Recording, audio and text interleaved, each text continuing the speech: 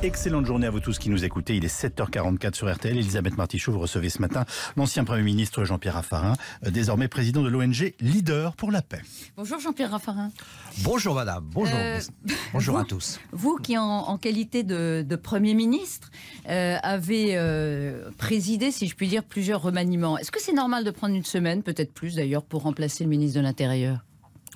Prendre son temps, c'est pas toujours une erreur. Et au fond, la discussion, la réflexion, c'est pas un handicap dans la politique. Naturellement, l'hésitation, c'est pas très bien.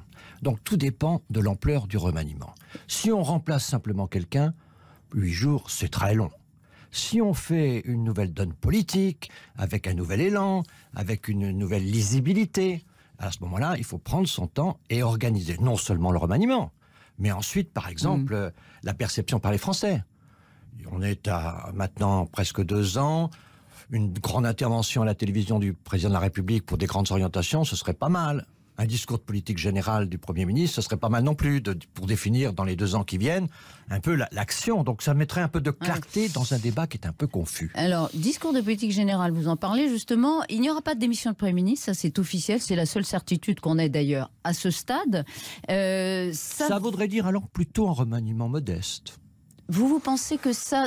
modeste, c'est quoi? On remplace le ministre de l'Intérieur, on ne peut pas faire autrement. Et puis, 2-3 personnes. Et puis, on remplace ceux qui sont jugés par le président comme n'étant pas tout à fait dans le rythme. Oui, modeste, j'incite, parce que si il y a 5 personnes, par exemple, qui sont concernées par ce remaniement, par un départ ou par un mouvement interne, ça reste modeste? Probablement. Tout dépend si ces personnes sont nommées à titre personnel ou si c'est un sens politique.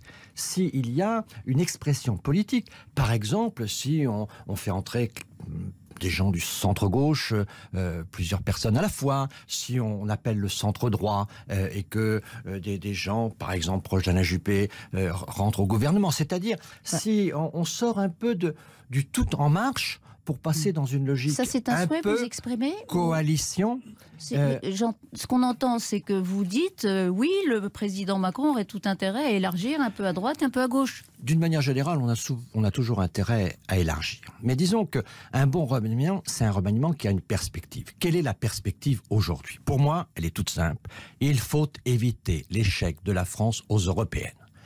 Parce que l'Europe, c'est au cœur du projet de Macron, c'est au cœur du projet de la France. Personne n'a intérêt à ce que la France s'écrase sur cet objectif. Et donc, il faut pouvoir gagner... Dès maintenant, dès aujourd'hui, il faut faire un remaniement dans la perspective des Européennes. Parce que vous savez qu'ils voulaient le faire éventuellement un peu avant, mais là, c'est très tôt. Je pense que la perspective, c'est être capable d'arriver en tête, que les Européens soient en tête aux élections européennes. Ce serait sens que vous voudriez voir dans ce remaniement. C'est le sens que je voudrais voir. Et alors ça voudrait dire une ouverture au centre-gauche et au centre-droit avec vos amis juppéistes. Ça veut dire plutôt quelque chose qui ressemblerait à une coalition européenne. Ça me paraîtrait avoir du sens. Mais attendez, une coalition, c'est très différent. Une coalition, c'est un pacte qu'on conclut, un texte, une ligne politique qu'on conclut avec plusieurs partis politiques, comme en Allemagne. Vous me comprenez à merveille. C'est un bonheur de venir vous voir, parce que en général, les journalistes ne comprennent pas, et là, j'en ai une qui vraiment comprend. Merci,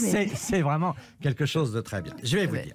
C'est où on fait une sorte de replâtrage, où on donne du sens. Si on donne du sens, il faut donner un objectif. L'objectif, c'est d'être en tête aux Européens. Pourquoi? Parce que c'est notre crédibilité vis-à-vis de l'Allemagne, vis-à-vis de nos partenaires. Le président Macron, il a un leadership aujourd'hui en Europe. Il faut qu'il passe cette épreuve sans embarras. Et donc, il faut pouvoir l'aider sur ça. C'est l'intérêt de personne que Macron échoue. Et donc, il faut pouvoir l'aider. Ça, c'est quelque chose qui devrait faire, à mon avis, faire en sorte qu'un gouvernement exprime cette volonté à un moment ou à un autre. Alors, il peut choisir soit le faire maintenant, soit aujourd'hui faire un remaniement plus léger, et puis renvoyer un peu plus tard une logique politique élargie. Je pense qu'un gouvernement, il doit toujours chercher à rassembler. Vous savez que ce n'est pas dans la tradition française, j'insiste. La coalition. Mais si, il y a eu... Quand il y avait du gouvernement UDF et RPR, et l'UDF, en soi, c'était déjà une belle coalition. Parce que vous l'avez vécu de l'intérieur, mais pas de l'extérieur. De l'extérieur, non, ça ne paraissait pas comme une coalition. C'est-à-dire, si on faisait en sorte qu'il y ait quelqu'un du Parti radical, on faisait en sorte qu'il y ait que cette expression d'un gouvernement soit une expression politique élargie. Est-ce que vous y croyez? Par exemple, est-ce que vous savez si Alain Juppé a été approché ou pas? Ça, je ne le sais pas. Bon, et si je le savais, je ne le dirais pas. Il l'aurait été, est-ce que vous pensez qu'il aurait accepté? Pour aller au gouvernement? Oh, ça, je ne sais pas. Et vous lui auriez Bordeaux, conseillé quoi? Il a des projets pour Bordeaux. Ouais. Donc, mais il a le sens de l'État. Donc je ne sais pas, c'est à lui de répondre à cette question. Je l'aime trop pour parler à sa place. Et vous auriez aimé qu'Alain Juppé soit au gouvernement? Je pense que ce qui m'intéresse aujourd'hui, c'est de savoir où on va. C'est pas tellement de savoir X ou Y. Où va-t-on? C'est important, on l'a vu avec le départ de Gérard Collomb, c'est important de pouvoir compter sur les hommes et les femmes. Bien sûr, mais c'est important aussi de savoir où on va. Et donc aujourd'hui, les Français ont besoin de clarté, de lisibilité. Et donc ce qui me paraît clair, c'est que où le président, il est aujourd'hui dans une correction pour simplement faire en sorte que les fonctions soient assumées, et au début de l'année 2019, dans la perspective des européennes, il construit une majorité européenne. Vous pensez que ça peut se faire en 2 temps? Aujourd'hui, un remaniement... Je pense que ça peut se faire en 2 temps. C'est au président d'assumer. Moi, je lui fais confiance pour qu'il choisisse son rythme. Il a les capacités pour faire ça. Donc, je ne fais pas une présomption aujourd'hui de cafouillage. Je pense qu'il y a dans le président un choix stratégique et que c'est pour ça que ça prend un peu de temps. Est-ce qu'il fait son remaniement stratégique maintenant ou un peu plus tard? C'est ça sans doute sa question. Ouais, et s'il tranche pour un peu plus tard, ce ne sera que partie remise, c'est ce que vous souhaitez. Ce ne sera pas un ratage. Ce ne sera pas un ratage, c'est simplement un rendez-vous européen. Pourquoi? Parce que ce qui est très important, c'est que la France réussisse. On est aujourd'hui en situation un peu de redressement, mais on a des nuages devant nous. Et puis, il y a cet enjeu européen. Oui, l'Europe est dans une situation très grave. Il y a une gravité dans cette situation. L'élection européenne, Emmanuel Macron ne peut pas la gagner, dites-vous, sans faire une alliance avec le centre-droit. Voilà, il s'agit de la France. Mais ça veut dire que vous ne voulez pas, par exemple, de liste... agir d'une liste à droite qui soit alternative avec celle d'En Marche? Tout dépendra de la stratégie. Si vous voulez, sur l'Europe, d'abord, une chose très importante, c'est que l'Europe est en situation de déconstruction aujourd'hui. Soyons lucides. Ce qui a été bâti pour la paix du monde est en train de déconstruire. Avec le Brexit, avec les populismes, avec les problèmes de migration que nous connaissons, si l'Europe n'est pas un sursaut, nous allons à la catastrophe. Donc le sujet est très grave. Donc il s'agit de la France, il ne s'agit pas de Macron, il ne s'agit pas de X ou de Y, premièrement. Deuxièmement, nous avons besoin d'un projet européen. Le projet européen, celui que Emmanuel Macron a présenté à Athènes, à la Sorbonne, il nous convient, je crois qu'il est bon pour la France. On a des discussions à avoir sur certains points, mais il va bien. Tout notre problème sera quels sont nos alliés en Allemagne pour pouvoir conduire une réforme de l'Europe.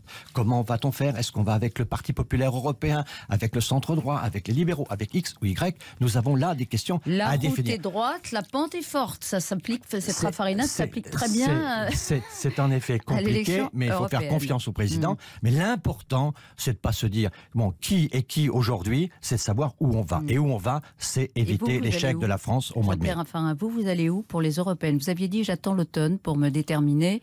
Est-ce qu'une liste LR, conduite par on ne sait pas encore qui d'ailleurs, mais enfin LR n'est pas le seul d'ailleurs à pas avoir sa tête de liste, mais quel est votre état d'esprit?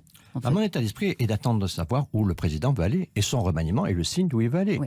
Est-ce que votre état d'esprit, c'est de dire de toute façon, la liste LR, avec des députés européens qui se sont prononcés en majorité contre des sanctions pour le Premier ministre hongrois il y a quelques jours au Parlement européen, ça c'est pas possible pour moi. Je pense qu'en effet, moi je ne serai jamais dans une coalition, dans un groupe qui est souverainiste, qui s'engage dans des... Donc ce ne sera pas possible d'être... Dans une vision frileuse de l'Europe. Donc j'attends de voir ce que va proposer Laurent Wauquiez, mais pour le moment, je crains la dérive souverainiste. Mais ce qui me paraît très important, c'est au fond la crédibilité de la France et son leadership en Europe. L'Allemagne va pas bien, on voit que l'Italie est en difficulté, on voit que l'Angleterre est extrêmement fragilisée par le Brexit. Il est important pour que la France ait un leadership fort en Europe, alors qu'on dit qu'elle est toute seule. Encore aujourd'hui, pour beaucoup d'Européens, Emmanuel Macron est un espoir. Donc c'est cette carte-là qu'il faut jouer et qu'il faut réussir. Un dernier mot, très vite, le Brésil. Le Brésil serait à quelques semaines de se doter d'un leader, d'un président d'extrême droite. Le duel aura lieu fin octobre. C'est qui? C'est un Trump tropical ou c'est plus grave? Ça peut être peut-être plus grave, mais disons qu'il y a un traumatisme au Brésil. Vous savez, c'est la 8e puissance du monde, c'est un pays émergent, c'est un pays très paradoxal, et c'est un pays qui a connu un extrême leader, un grand leader populaire de gauche, qui était Lula, puis Madame Rousseff, et qui finalement, tous les deux ont levé un espoir énorme, et puis ils ont été corrompu, en tout cas jugé comme tel. Et donc, ça a été une déception énorme. Donc, le pays ne sait plus où il est. Ça, c'est tout le problème aujourd'hui de la gouvernance, faisant en sorte qu'on puisse avoir des gens qui ne créent pas du désespoir. Le désespoir, ça conduit forcément au radicalisme, au fond, aux extrêmes. Merci beaucoup, Jean-Pierre.